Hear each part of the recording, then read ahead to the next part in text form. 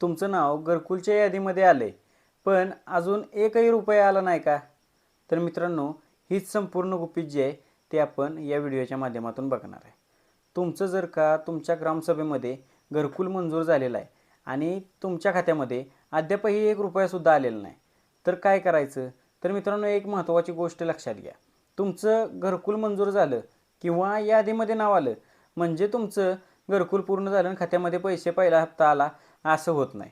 तर मित्रांनो, काय विषय आहे ते आपण या व्हिडिओच्या माध्यमातून बघूया. तर मित्रांनो, तुमचा हप्ता नेमका कुठं अडकला आहे आणि तुमचे पैसे कशा पद्धतीने तुम्हाला मिळवायचे आहेत किंवा कोणकोणती कागदपत्रे तुम्हाला तपासायची आहेत, ही संपूर्ण माहिती आपण या व्हिडिओतून देणार आहे. व्हिडिओ नक्की शेवटपर्यंत बघा. नमस्कार मित्रांनो, मी अक्षय, तुम्ही पाहतात क्लिक मराठी. मित्रांनो, मागच्या व्हिडिओमध्ये तुम्ही बघितलं की घरकुल यादीमध्ये नाव आल्यावरती पुढे काय होतं. तर मित्रांनो, तो पूर्ण व्हिडिओ एक्सप्लेन करून तुम्हाला सांगितलेला आहे. आता मित्रांनो, बऱ्याच जणांना असा प्रश्न पडलेला आहे की घरकुलच्या यादीमध्ये तर नाव आलं परंतु त्यांच्या खात्यावरती पैसे आलेले नाहीत.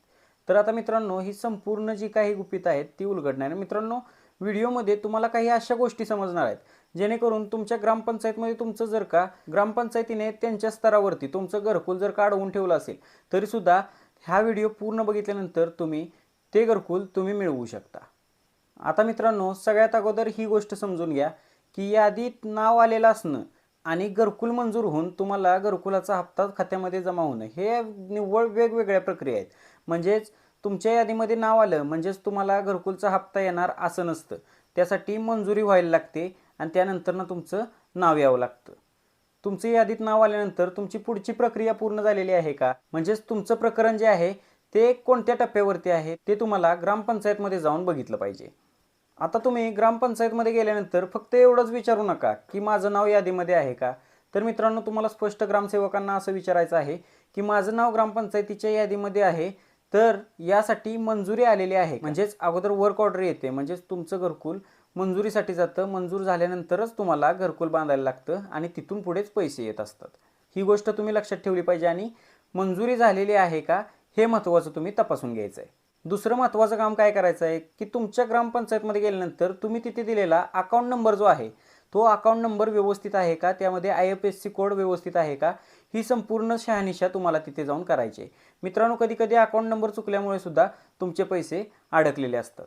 त्याच पद्धतीने तुम्हाला DBT फॉर्मॅट म्हणजेच डायरेक्ट बेनिफिट ट्रान्सफर या पद्धतीने पैसे जमा होत असतील तर तुम्हाला तुमचे बँक खाते तुमच्या आधार कार्डशी लिंक आहे का हे बघणं अगदी महत्त्वाचं आहे. त्याच पद्धतीने तुम्ही सगळ्यात अगोदर काय बघायचं आहे, ग्रामपंचायतमध्ये गेल्यानंतर समजा तुमचं DBT पण व्यवस्थित आहे, DBT फॉर्मॅटमधून पैसे पण येऊ शकतात किंवा तुमचे मंजुरीची तारीख पण झालेली आहे आणि तुमचं जर का बँक खातं पण व्यवस्थित असेल तर तुम्ही ग्रामसेवकाला हे विचारू शकता की माझे पैसे का थांबलेले आहेत आणि कोणत्या टप्प्यावरती येऊन थांबलेले आहेत किंवा त्यासाठी कोणतं कारण आहे, हे सगळं सविस्तर तुम्ही त्यांना विचारू शकता. आता मित्रांनो, तुम्हाला हे पुढचं मी जे काम करायला सांगणार आहे ते सगळ्यात महत्त्वाचं काम आहे आणि हे तुम्ही 100% तुमच्या ग्रामपंचायतमध्ये जाऊन करायचं आहे.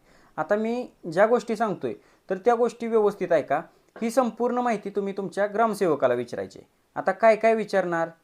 पहिलं तर तुमच्या घरकुलाची मंजुरी झालेली आहे का, त्यानंतर तुमची बँक खात्याची माहिती योग्य आहे का, त्याच पद्धतीने DBT आधारशी संबंधित अडचण काही आहे का, त्याच पद्धतीने तुमचा पहिला हप्ता जो आहे तो नेमक्या कोणत्या प्रक्रियेत आहे, तो का आलेला नाही, ही संपूर्ण माहिती ज्यावेळेस तुम्हाला मिळेल त्यावेळेस तुम्हाला अंदाज येईल की तुमचे पैसे का आलेले नाहीत. जर का तुमचं काम फक्त यादीत येऊन थांबलेलं असेल म्हणजेच यादीत नाव आलेलं असेल आणि मंजुरी नसेल तर 100% तुमचे पैसे आत्ताच येणार नाहीत, मंजूर झाल्यानंतर येणार आहे.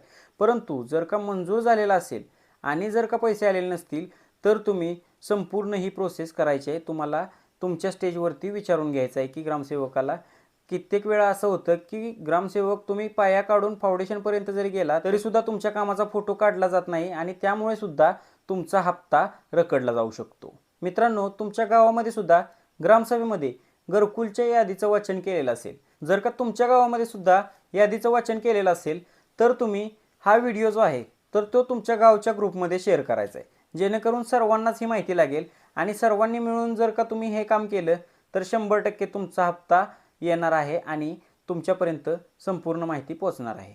त्याच पद्धतीने मित्रांनो, तुमच्या गावामध्ये घरकुलची यादी वाचन केलेली आहे की नाही 15 ऑगस्टच्या ग्रामसभेत हे सुद्धा तुम्ही आम्हाला कमेंट बॉक्समध्ये सांगू शकता. आता मित्रांनो, घरकुलच्या यादीमध्ये जर का तुमचं नाव नसेल आणि जर का तुम्हाला घरकुल पाहिजे असेल तर त्यासाठी काय करावं लागेल हे जर का तुम्हाला जाणून घ्यायचं असेल तर तुम्ही मला कमेंट बॉक्समध्ये सांगू शकता. मी त्याचा देखील व्हिडिओ पुढचा पार्ट घेऊन येईन. तर मित्रांनो, व्हिडिओ जर का आवडला असेल तर व्हिडिओला लाईक करा. आपल्या चॅनलवर जर का नवीन आला असाल तर चॅनलला लगेच सबस्क्राईब करून ठेवा, जेणेकरून नवनवीन व्हिडिओज जे असतात ते सर्वात अगोदर तुमच्यापर्यंत पोहोचत जातात. भेटूया अशाच एका नवीन व्हिडिओमध्ये. तोपर्यंत जय हिंद, जय महाराष्ट्र.